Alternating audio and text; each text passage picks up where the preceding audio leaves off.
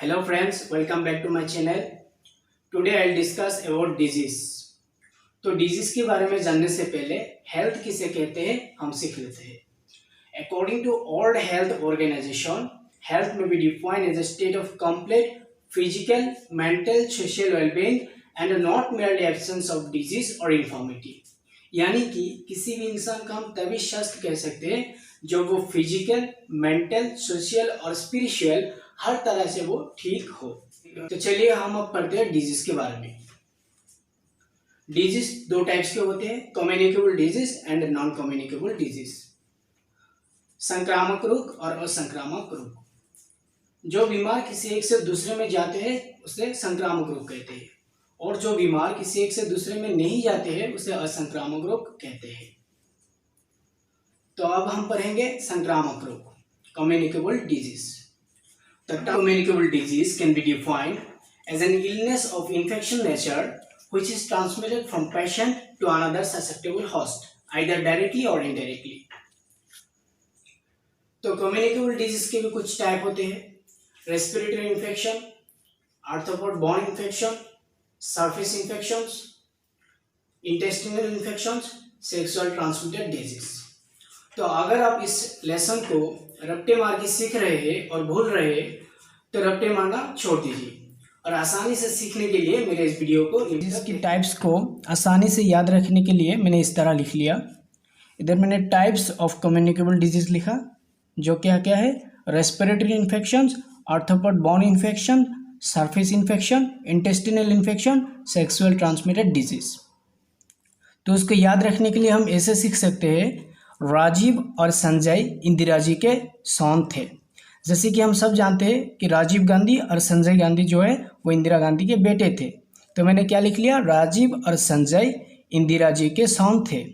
इधर आते हैं आर, रेस्पिरेटरी इन्फेक्शन, फिर आते हैं ए, आर्थ्रोपोड बॉर्न इन्फेक्शन, फिर आते हैं एस, सरफेस इन्फेक्शन, फिर आते हैं आई, इंटेस्टिनल इन्फेक्शन, फिर आते हैं एस, सेक्सुअल ट्रांसमिटेड डिजीज. हम इसे सीख सकते हैं. अब हम कम्युनिकेबल डिजीज के टाइप्स सीख लिए. अब इस टाइप्स में कौन कौन सा डिजीज आते हैं हम वो सीखेंगे. यहाँ पर मैंने कम्युनिकेबल डिजीज के क्लासिफिकेशन कर लिया और क्लासिफिकेशन में हर डिजीज के बारे में मैं दिखाऊंगा. पहले आते हैं रेस्पिरेटरी इन्फेक्शन. रेस्पिरेटरी इन्फेक्शन में क्या क्या है, chicken pox, measles, influenza, diphtheria, tuberculosis. तो हम शॉर्ट फॉर्म में CMDT लिख लेंगे क्योंकि जब एग्ज़ाम में हम लिखते हैं तो एक दो अगर छूट जाएगा तो हम शॉर्ट फॉर्म देख के याद करके लिख सकते हैं. फिर आते हैं आर्थ्रोपोड बॉर्न इन्फेक्शन. क्या क्या है, plague, malaria, filariasis.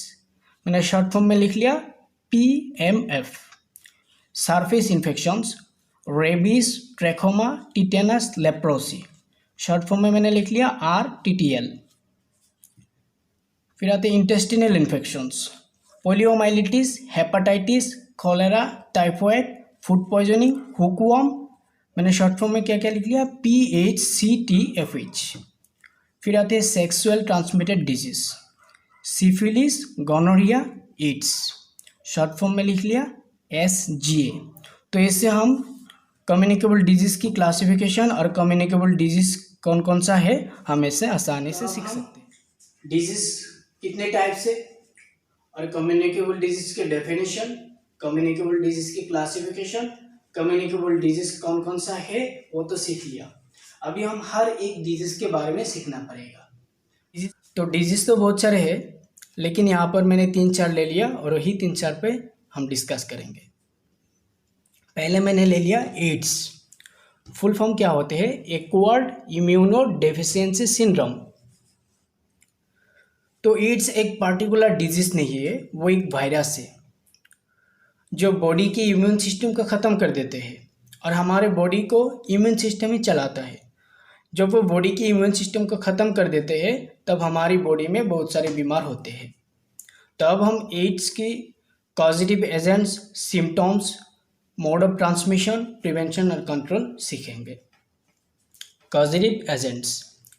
Ads is a venereal disease. AIDS एक वायरल बीमारी है. It is a fatal illness caused by virus known as human immunodeficiency virus.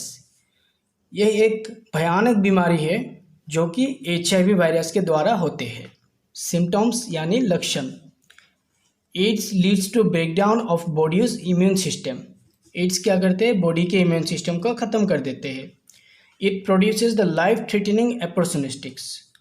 इस बीमारी से जानलेवा आशंका भी होते हैं। सिम्टम्स अपियर्स इन, इस बीमारी का लक्षण दिखाई देती है स्वेलन ग्लैंड्स इन नेक, गर्दन के ग्रंथिया पर, आर्मपिट्स और ग्रोइन, बगल और कमर पर, वेट लॉस, बॉडी के वजन कम हो जाते हैं, फेवर और नाइट स्वेट्स, बुखार होते हैं और पसीना बहते हैं रात को, क्रोनिक डायरिया, डायरिया भी होते हैं, purple spots on the skin fatigue, वो हमारी स्किनों में स्पॉट्स दिखाई देने लगते हैं, cough and shortness of breath, खांसी होते हैं और ब्रीथिंग प्रॉब्लम होते हैं। This is caused either cancer और many infections on the body, या तो वो कैंसर से मर जाते हैं या किसी दूसरी बीमारी से। मतलब किसी को एड्स हो गए तो वो बचना बहुत ही मुश्किल है। फिर आते हैं मोड्स ऑफ ट्रांसमिशन, यानी कि इस बीमारी कैसे फैलते हैं। AIDS originated in central Africa in certain species of monkeys. AIDS का उत्पत्ति सेंट्रल अफ्रीका में हुआ था किसी प्रजाति के बंदरों में।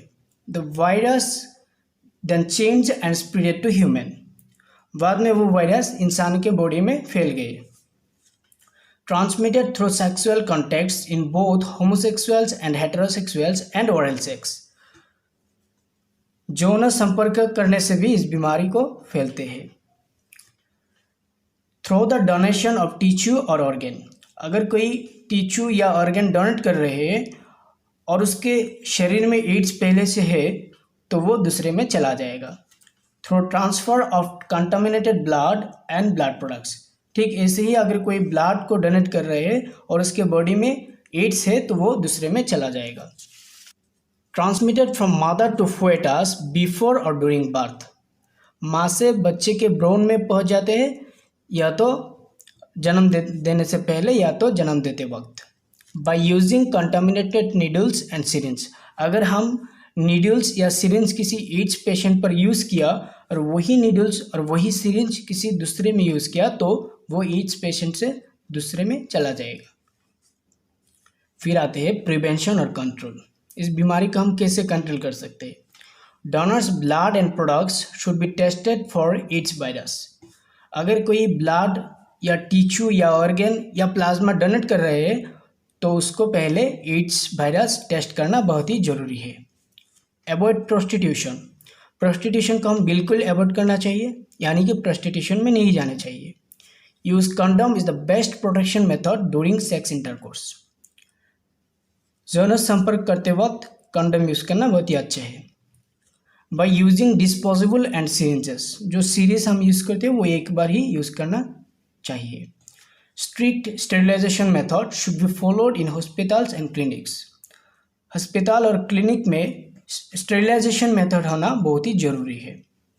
Health education about AIDS and its problems and method of prevention, हम एड्स के बारे में दूसरों को सिखाना चाहिए, इसका जो प्रॉब्लम है उसके प्रॉब्लम को दूसरे को सिखाना चाहिए, और इसको इस बीमारी को कैसे रोक सकते हैं वो हम दूसरे को सिखाना बहुत ही इम्पोर्टेंट है। तो अब हम एड्स क्या है हम सीख लिया। एड्स के causative agent, symptoms, mode of transmission और प्रिवेंशन सीख लिया। वैसे ही हम दूसरी बीमार के बारे में भी सीखने चाहिए। Causative agent, Malaria is a communicable arthropod-borne disease caused by parasitic protozoa related to Plasmodium vivax। इसमें ज़्यादा समझने की कोई बात नहीं क्योंकि वो जो वर्ड है बहुत ही सिंपल वर्ड है, हम समझ सकते हैं। फिर आते हैं mode of transmission. The disease is transmitted by the bite of female anopheles mosquito which act as a vector. In the human organisms the parasite complete the development cycle. The duration of the cycle determines the onset of the disease. Prevention or control.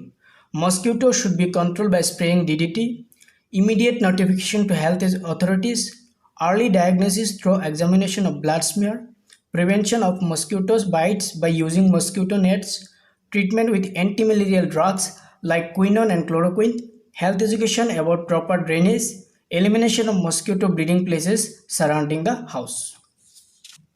Familial typhoid.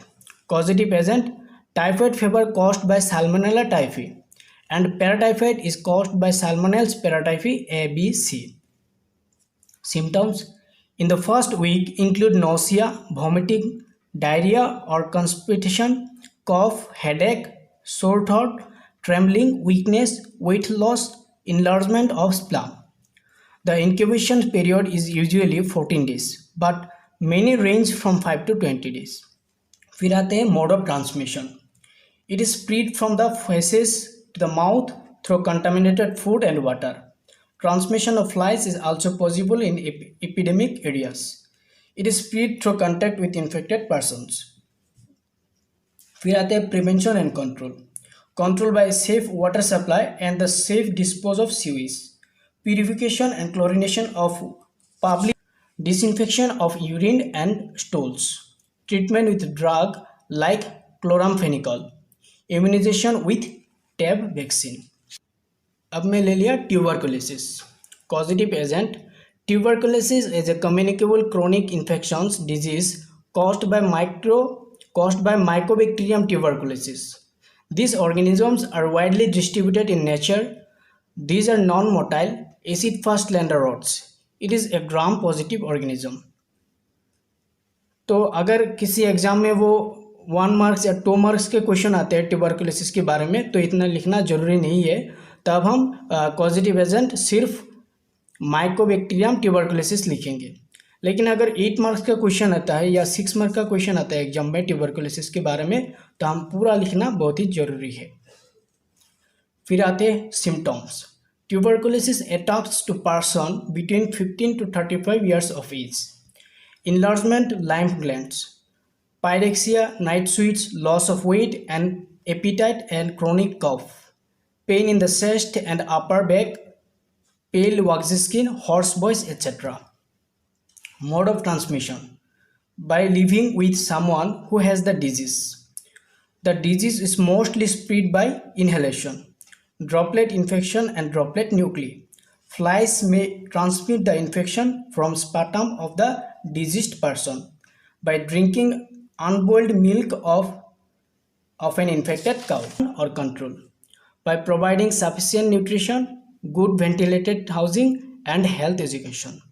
The TB patient should be isolated. Pasteurization of milk. Early finding by the examination of sputum and chest X-ray.